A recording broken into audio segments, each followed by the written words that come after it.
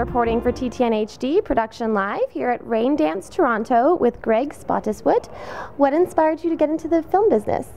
I was always interested in telling stories, and I think my story is similar to a lot of people's. I got involved in the drama club in high school, and that led to a love of the theater, which led to theater school, and theater school led to working in film and television as an actor.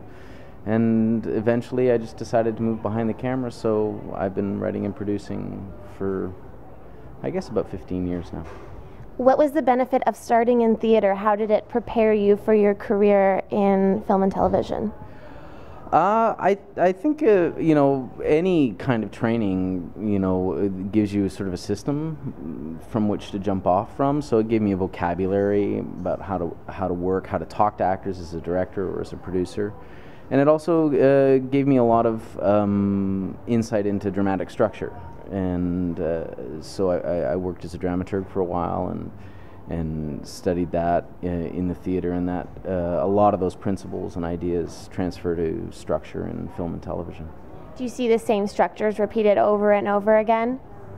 I think certainly in film and television, there are rigid structures. There's a 4 or 5 act structure for an hour of television, and sometimes as many as 10 acts for a TV movie.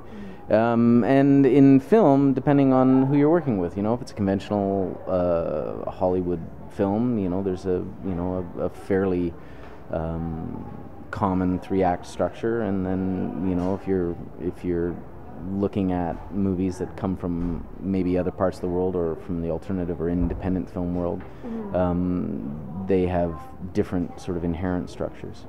What are the projects that you've worked on that you're most proud of? Well, we just finished 2 seasons of a television series called King, which was on Showcase, and I'm really proud of that. It sold to 75 countries in the world, and it was a lot of fun. It was a cop show featuring a female cop, but I like the idea of using genre as a delivery mechanism to explore other things. And so while I think we delivered a really entertaining cop show every week, we also, over the course of 21 episodes, delivered a portrait of a marriage and an examination of gender in the police service that was contemporary, a little bit different. There seem to be a lot of cop shows, detective shows. Do you think that this trend will continue? What do you predict? Well, I think that it's one of those evergreen genres, right? Medical shows, cop shows, lawyer shows. I think one of the reasons why they've been around so long and will be for some time is that they do provide a kind of a structure or a framework to tell a lot of different stories. It allows you to get out into a city and meet all sorts of different characters every week.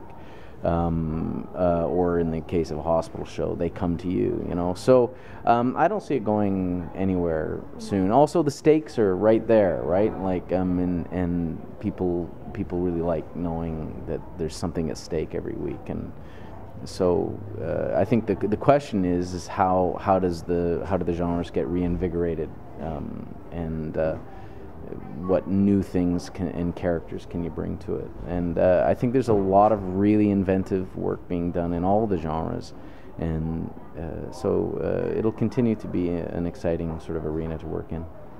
Do you predict that you'll do more shows in that vein, or what are your goals for the future?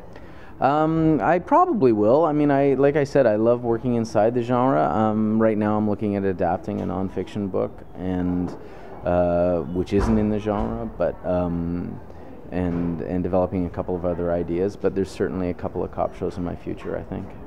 What advice would you give to someone who's aspiring to get into the film and television business?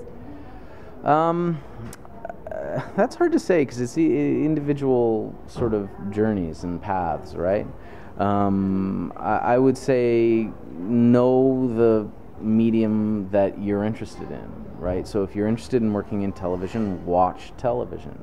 And if you're interested in working in dramatic feature film, then watch those films, study them. And that goes for writers, directors, producers, as well as actors. I think I've done a lot of auditions in the last few years for different shows, and it's amazing how many people auditioned and weren't familiar with the show, and the show had a very specific kind of pacing to the dialogue and a kind of heightened approach to the acting style a little bit, and they weren't familiar with it, and they were great actors, but we couldn't quite fit them in because they weren't familiar with it. So I think that's probably the main thing, is to study the area that you're interested in, become a student of it.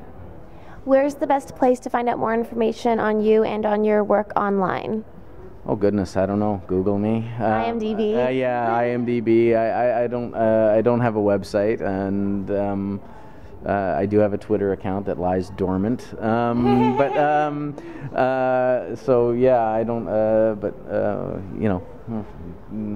Hunt me down on the street. Okay.